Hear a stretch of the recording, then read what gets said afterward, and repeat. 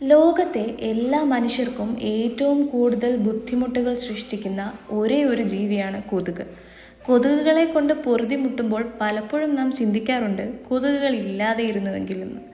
കൊതുകുകൾ ഇല്ലാത്ത എവിടേക്കെങ്കിലും പോയി ജീവിക്കാൻ പറ്റിയിരുന്നുവെങ്കിൽ എന്ന് പോലും ചിന്തിക്കുന്നവരാണ് നമ്മളിൽ പലരും. കൊതുകിൻ്റെ മൂളിപ്പാട്ടോ കടിയോ എന്തിനേറെ പറയുന്നു, കൊതുകുകളേ ഇല്ലാത്ത ഒരു രാജ്യമുണ്ട്. പറഞ്ഞു വരുന്നത് വടക്കൻ യൂറോപ്പിലെ ഐസ്ലാൻഡിനെ കുറിച്ചാണ്. കൊതുകിൻ്റെ ശല്യമില്ലാത്ത ഒരേ ഒരു രാജ്യമാണ് ഐസ്ലാൻഡ്. പാമ്പുകളില്ലാത്ത രാജ്യങ്ങളുടെ പട്ടികയിൽ വരുന്ന ഐസ്ലാൻഡിൽ കൊതുകുകളുമില്ല. കൊതുകിനെയും പാമ്പിനെയും ഐലൻഡിൽ നിന്നും അകറ്റി നിർത്തുന്നത് ഇവിടുത്തെ കാലാവസ്ഥയും ഭൂമിശാസ്ത്രവുമാണ്. കൊതുകുകൾക്ക് നിലനിൽക്കാൻ കെട്ടിക്കിടക്കുന്ന വെള്ളവും സ്ഥിരമായ ചൂടുള്ള കാലാവസ്ഥയുമാണ് ആവശ്യം. കൊതുകിൻ്റെ മുട്ടകൾ വിരിയാൻ സ്ഥിരമായ താപനില ആവശ്യമാണ്.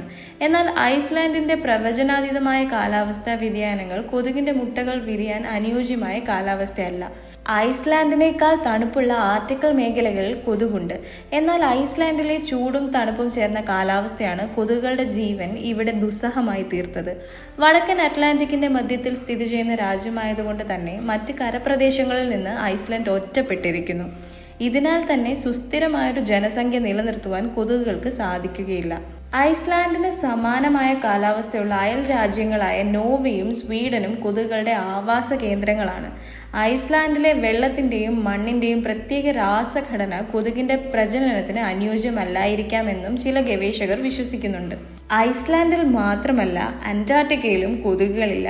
എങ്ങോട്ടേക്ക് തിരിഞ്ഞാലും മഞ്ഞുമലകൾ മാത്രമുള്ള അന്റാർട്ടിക്കയിൽ കൊതുകുകൾക്ക് നേരെ ഒന്ന് പറക്കാൻ പോലും സാധിക്കില്ല.